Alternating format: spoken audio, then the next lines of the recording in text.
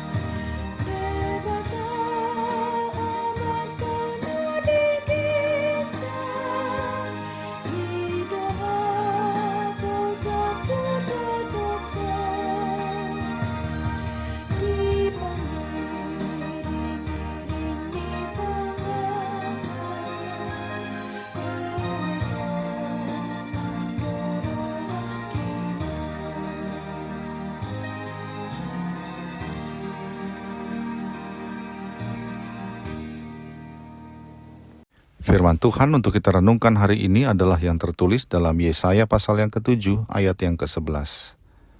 Mintalah suatu pertanda dari Tuhan Allahmu, biarlah itu sesuatu dari dunia orang mati yang paling bawah atau sesuatu dari tempat tertinggi yang di atas. Demikianlah firman Tuhan. Ada sebuah film yang berkisah tentang hidup Paus Gereja Katolik yang baru saja meninggal di tanggal 21 April lalu. Paus Fransiskus SJ. Diceritakan dalam film tersebut kisah hidupnya sebelum memutuskan menjadi pastor. Ia ragu apakah Tuhan menginginkannya menjadi pastor. Karena itu ia meminta tanda. Saat itu ia sudah punya kekasih hati. Namun tanda yang dia minta itu tidak kunjung datang. Sehingga ia berkesimpulan Tuhan tidak menginginkan dia menjadi pastor gerejanya. Oleh karena itu ia berencana untuk melamar kekasihnya. Di hari H pelamaran, sebelum ke rumah keluarga kekasihnya, ia mampir ke gereja untuk mengaku dosa. Di sana ia bertemu dengan seorang pastor yang belum pernah sama sekali dilihatnya berada di gereja itu. Ternyata pastor itu mengatakan kepadanya bahwa Tuhan menyuruhnya ke gereja ini karena ada seseorang pemuda yang akan mengaku dosa. Dan satu-satunya orang yang datang untuk mengaku dosa di hari itu hanyalah dia. Hal itu membuat Fransiskus muda menyampaikan kepada kekasihnya bahwa ia tidak jadi melamarnya karena Tuhan telah memberi tanda bahwa ia harus menjadi seorang pastor. Meminta tanda dari Tuhan mungkin bukanlah suatu yang biasa kita lakukan, apalagi sebagai pelayan dan anggota jemaat HKBP. Jarang sekali kepada kita dikatakan atau diajarkan untuk meminta tanda dari Tuhan. Walaupun mungkin ada satu atau dua pengalaman yang kita alami meminta tanda dari Tuhan. Namun ketika Raja Ahaz menjadi Raja Yehuda, sedang ketakutan oleh karena adanya ancaman militer dari Raja Aram, Allah melalui Nabi Yesaya memintanya untuk meminta tanda terkait apakah benar Allah akan menolongnya menghadapi tentara Aram dan bahwa Aram tidak akan pernah menduduki Yerusalem. Bahkan Yesaya seakan memaksa Ahaz untuk meminta tanda. Oleh karena Ahaz menolak meminta tanda, maka Yesaya memberitahu Ahaz bahwa Tuhan sendiri akan memberi tanda, yaitu kelahiran seorang bayi dari perempuan muda dari keluarga Daud, yang kemudian diberi nama Immanuel. Ternyata bagi Allah tidak menjadi masalah ada keraguan dalam hati Ahaz dan hati kita tentang apa yang menjadi janji Allah. Dan Allah memberi kesempatan buat kita untuk meminta tanda darinya. Hanya saja berkaca dari apa yang dialami oleh Paus Fransiskus di saat muda dan apa yang dikatakan firman Tuhan kepada Ahaz, bentuk dari tanda itu sepenuhnya dari Allah.